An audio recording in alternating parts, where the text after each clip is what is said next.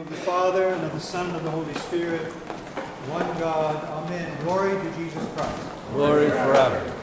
Notice the way in the Gospel today that Jesus begins to teach Simon, James, and John, the fishermen, about the narrow path of self-emptying. He meets their needs and tells them what to do to find the fish that had eluded them all night. And it brings Simon to a moment of self-realization. Depart from me, for I am a sinful man. And Jesus says this one time among many others, do not be afraid.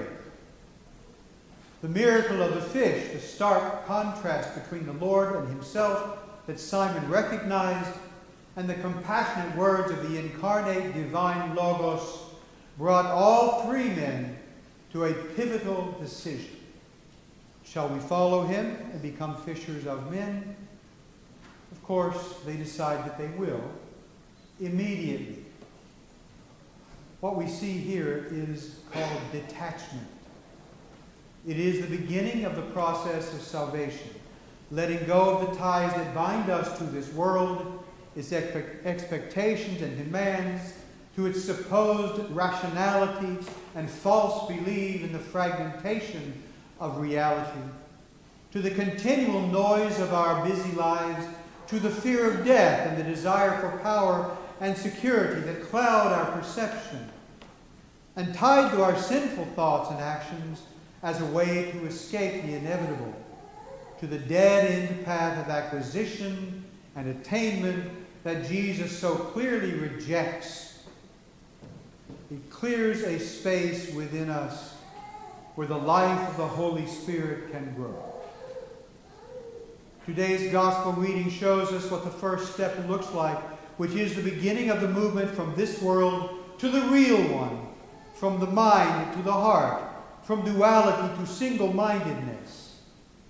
Anthony de Mello writes that we suffer because we believe things that are not true. Christ is the truth, and it is he that sets free everyone who is set free. The divine Logos became incarnate, and we, I believe, must come to recognize that we live for the most part in a way that denies our own humanity. Salvation is a vocation, and its fruit is the reintegration of the whole person, body, mind, and soul in Christ. We live, as it were, disincarnate lives, existing almost entirely in our minds, fragmented from the deepest truths of who we are, even from our bodies. And there's no better line in literature, to my mind, that better describes this fragmentation than this one from James Joyce's Dubliners, where he writes, quote, Mr. Duffy lived a short distance from his body. End quote. We must overcome this fragmentation, which is painful and dehumanizing, to become truly human. And as Gregory Nazianzus says, the glory of God is a human being fully realized. The reintegration of mind, soul, and body, centered in Christ, is the narrow path that leads to abundant life. So we must detach from all that keeps us clinging to our temporal and earthly existence to know what all of this means. Cynthia Bourgeault writes about this most succinctly.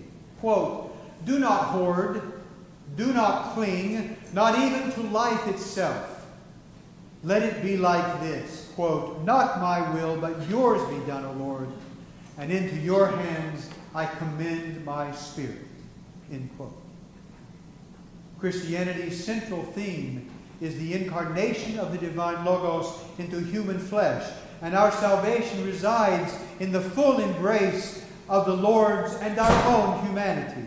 So in whatever ways our choices to detach and follow Christ appear in our lives, we must answer yes or no often.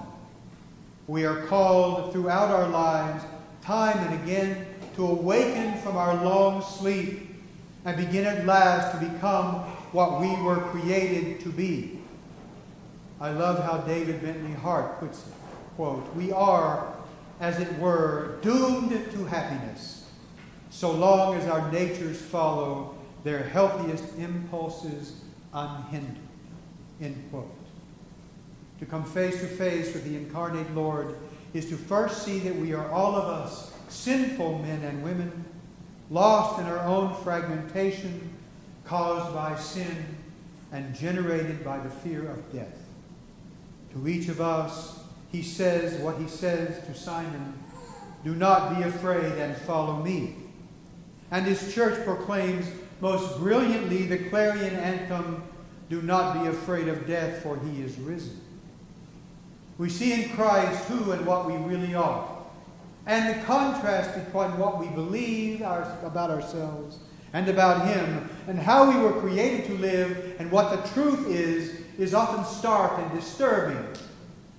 Seeing this contrast and heeding his call has the power to propel us into the change of mind and heart that repentance is all about, that is necessary for the full benefits of salvation to grow in us and bear everlasting fruit.